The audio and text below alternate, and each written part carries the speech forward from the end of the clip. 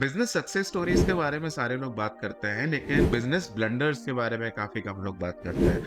And मुझे लगता है ज्यादातर चीजें आप गलतियों से ही सीखते हैं। सक्सेस तो खैर आप हर जगह पढ़ सकते हैं, लेकिन मिस्टेक्स के बारे में कोई बात नहीं करता। तो आज हम देखेंगे the top 6 business blunders according to Cold Fusion. अगर आप लोग कोल्ड फ्यूजन को फॉलो नहीं करते हैं तो प्लीज उनको जाकर के फॉलो कीजिए, because they make some amazing documentaries around business and technology. And also अगर आप हमारे चैनल को फॉलो नहीं करते हैं तो प्लीज हमें सब्सक्राइब कीजिए, बिकॉज हम यहाँ पे आपके पास लेकर के आते हैं some of the best curated videos across the internet, and we sit, we review, we discuss and we learn together. Let's get down to the video. You are watching Cold Fusion TV.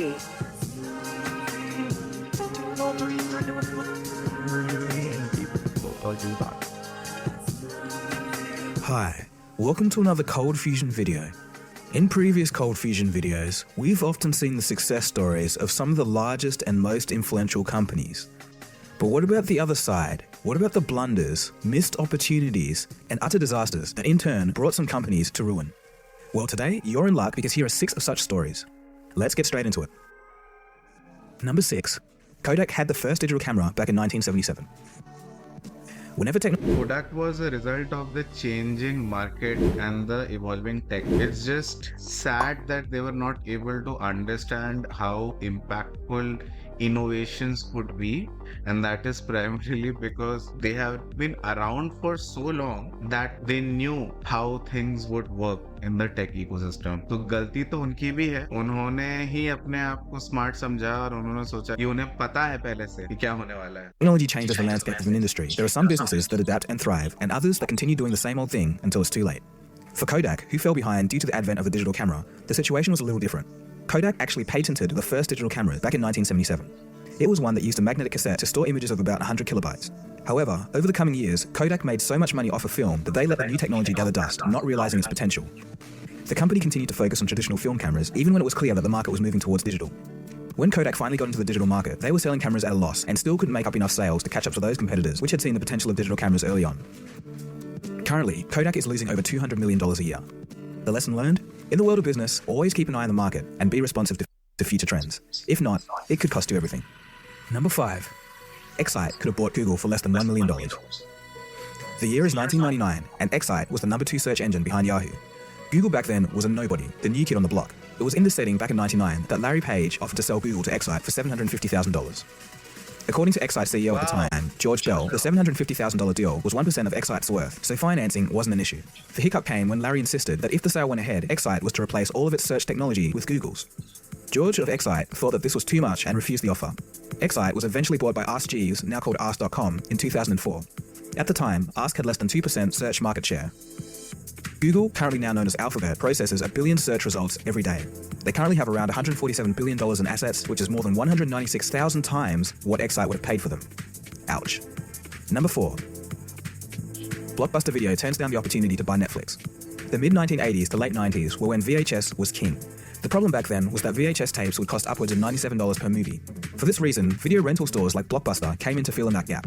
They were the perfect solution and became a regular part of weekend plans for hundreds of millions around the globe. Imagine the perfect video store.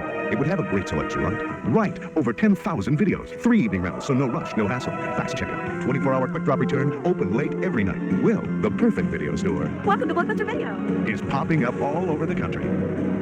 There's one near you. Blockbuster Video. Wow, what a difference. Eventually, online video streaming services like Netflix, Hulu, and even Partlocker destroyed the old video rental business model. Ironically, in the year 2000, Netflix proposed that it would handle Blockbuster's online component and Blockbuster could host Netflix as an in-store component, thus eliminating the need for mailed DVDs, which was Netflix's business model at the time. According to an interview with former Netflix CEO Barry McCarthy, Blockbuster just laughed Netflix out of their office. But that's not the end of the story. By 2007, Blockbuster was well on the right track.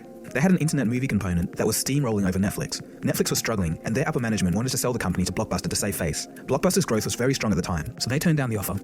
In a strange twist later that year, there was a boardroom dispute over at Blockbuster that saw a change of CEO. The new CEO was Jim Keyes, formerly of 7-Eleven. He came in with the wrong mindset and thought that Blockbuster should be a retail business instead of an entertainment. Blockbuster actually went online before Netflix, but then because there was a management change, they shifted back to retail. One. Because of this, he didn't see the value of an online component. Thought that Blockbuster should be a retail business instead of an entertainment one. Because of this, he didn't see the value of an online component. Huge mistake. Within 18 months, the new CEO had lost Blockbuster 85% of the company's value, and within 3 years, Blockbuster was filing for bankruptcy. See, this is what happens if you don't get the right management at the right time. पूरी company बंद हो गई यार एक गलत decision के कारण. But I think it was hard to anticipate also at that point of time. But still, I think this cost company everything. Company बंद हो गई यार because of one wrong decision by a new CEO. ये नहीं ऐसे करेंगे अपने हिसाब से चलाएंगे. And George Bell, the $750,000 deal was 1% of Excite's worth, so financing wasn't an issue. The hiccup came when Larry insisted that if the sale went ahead, Excite was to replace all of its search technology with Google's. George of Excite thought that this was too much and refused the offer. Excite was eventually bought by Ask Jeeves, now called Ask.com, in 2004. At the time, Ask had less than 2% search market share. Google, currently now known as Alphabet, processes 1 billion search results every day. They currently have around $147 billion in assets, which is more than 196,000 times what Excite would have paid for them. Ouch. Number 4. Blockbuster Video turns down the opportunity to buy Netflix. The mid-1980s to late 90s were when VHS was king. The problem back then was that VHS tapes would cost upwards of $97 per movie. For this reason, video rental stores like Blockbuster came in to fill in that gap. They were the perfect solution and became a regular part of weekend plans for hundreds of millions around the globe. Imagine the perfect video store. It would have a great selection, right? Right, over 10,000 videos, 3 evening rentals, so no rush, no hassle. Fast checkout, 24-hour quick drop return, open late every night. Well, the perfect video store Welcome to Blockbuster Video. is popping up all over the country. There's one near you. Blockbuster Video. Wow, what a difference. Eventually, online video streaming services like Netflix, Hulu, and even Partlocker destroyed the old video rental business model. Ironically, in the year 2000, Netflix proposed that it would handle Blockbuster's online component and Blockbuster could host Netflix as an in-store component, thus eliminating the need for mailed DVDs, which was Netflix's business model at the time. According to an interview with former Netflix CEO Barry McCarthy, Blockbuster just laughed Netflix out of their office. But that's not the end of the story. By 2007, Blockbuster was well on the right track. They had an internet movie component that was steamrolling over Netflix. Netflix was struggling, and their upper management wanted to sell the company to Blockbuster to save face. Blockbuster's growth was very strong at the time, so they turned down the offer. In a strange twist later that year, there was a boardroom dispute over at Blockbuster that saw a change of CEO. The new CEO was Jim Keyes, formerly of 7-Eleven. He came in with the wrong mindset and thought that Blockbuster should be a retail business instead of an entertainment. Blockbuster went belly up and Netflix went on to thrive. Since then, Netflix is behind such original shows such as House of Cards, BoJack Horseman, and Daredevil. With 83 million subscriptions worldwide, Netflix has altered the way many view their entertainment. Number 3. A grade school math error cost NASA $125 million. Before the advent of Google, did you ever get frustrated with the conversions of feet to meters, inches to centimeters? Did you find it difficult? Well, you're in good company.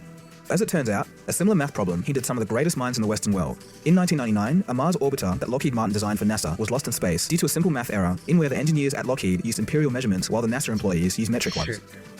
The mismatch led to the thrusters not receiving vital navigation information. यार ये गलतियां मेरे ख्याल से सारे लोग करते हैं कभी नंबर ऑफ जीरोस में कभी इंचेस और फीट और मीटर्स और सेंटीमीटर्स में this was a very expensive error Which caused the $125 million spacecraft to malfunction. The probe was forever lost while trying to get into orbit around Mars after a 286-day journey. There were numerous occasions where the error should have been caught, but it wasn't. Number 2. Nokia outright refusing to use Android. Nokia, one of the most iconic brands. यार hardware wise I don't think anybody can beat Nokia but I think this was a very critical error I still remember जो Symbian OS हुआ करता था and Nokia was doing fabulously well but I think iPhone and the whole screen revolution which came in with iPhone that kind of changed the game completely. And the 20th century and even up to the first decade of the 21st century. The company had about 51% market share of the mobile phone industry at their peak in 2007. But now they're a shell of their former selves, a fond but distant memory for many. The start of the company's fall from grace can be attributed to one moment in 2010 when Nokia CEO Anssi Van Jockey snobbed his nose up at the idea of using Google's Android software. You see, at the time, Nokia had their own operating system called Symbian. After the release of the iPhone in 2007, the software development team at Nokia realized that there was a threat. So they split into two. One team tried to revamp Symbian and the other team created an entirely new operating system named MeeGo. The problem was that the two teams were battling for resources from Nokia's top executives. So in essence, there was an internal struggle within the company. It was so bad that whenever Nokia was dealing with outside stakeholders, like chip manufacturers for example, there was so much squabbling within the company that it took the better part of a year to make a decision on anything. In the tech world, that's way too long. Competitor innovation waits for no one. The logical solution, in hindsight of course, was Android. Nokia could have used the open software platform, combined it with their in-house hardware to quickly make up for lost time at minimal cost. Instead, Nokia's CEO at the time decided to skip on Android, calling it a short-term solution, likening the move to, quote, pissing in your pants in the winter to keep warm, end quote. Nokia kept on working on their own software efforts, throwing $5 billion a year of R&D. I think looking at this decision and this scenario, I think the management had taken the right call because it was Nokia. It was number one. They said यार OS बनाना है हम in-house बनाएंगे because ये long term solution है. Hardware में हम number one है ही. OS अगर हम in-house बनाएंगे तो हमारी dependency कम होगी. हम ज्यादा customize कर पाएंगे. Android उस टाइम नया था. Nobody knew how Android would go. Android की strategy बहुत हद तक Microsoft से मिलती है because Microsoft जिस तरीके से फ्रॉम अ सॉफ्टवेयर पर्सपेक्टिव सारे के सारे पीसीज में घुस गया, उसी तरीके से एंड्रॉइड भी अभी सारे के सारे मोबाइल फोन्स में एज एन ओएस घुस गई है and it is dominating very similar to how Microsoft did. Is the same strategy अगर आप उस तरीके से देखें तो. एंड नोकिया उस टाइम शायद गलत नहीं था, नोकिया की मैनेजमेंट शायद गलत नहीं थी. That is what I think. What do you guys think? Please put it down in the comments below. At the problem, but to no avail. As time went on, the iPhone and Android handsets dominated the market until Nokia's mobile division was left in the dust. Not long after this, in 2013, the Nokia mobile division brand was salvaged by Microsoft for scraps. Microsoft couldn't make the once legendary company stay afloat either, wasting $8 billion before killing the Nokia mobile brand.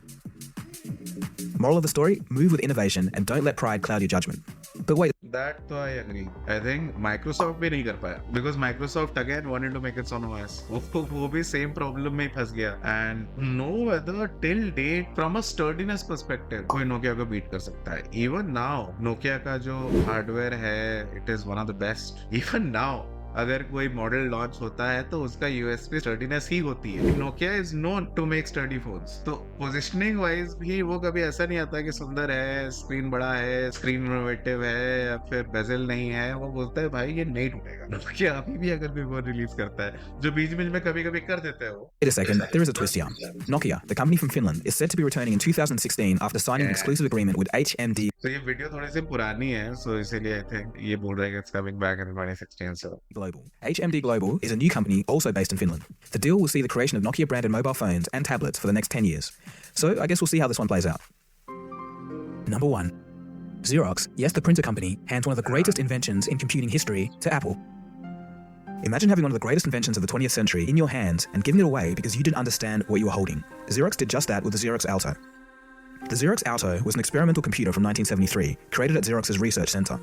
The Alto was way ahead of its time. It was the first modern desktop PC as we recognize them today. It had a mouse, windows, file managers, and could copy and paste, delete and move files. It had icons, menus, graphics, and even a local area network that connected all the computers together. The idea was to mimic the office desk but on a screen. A paperless office of the future. Absolutely revolutionary from 1973. Good morning. Good morning.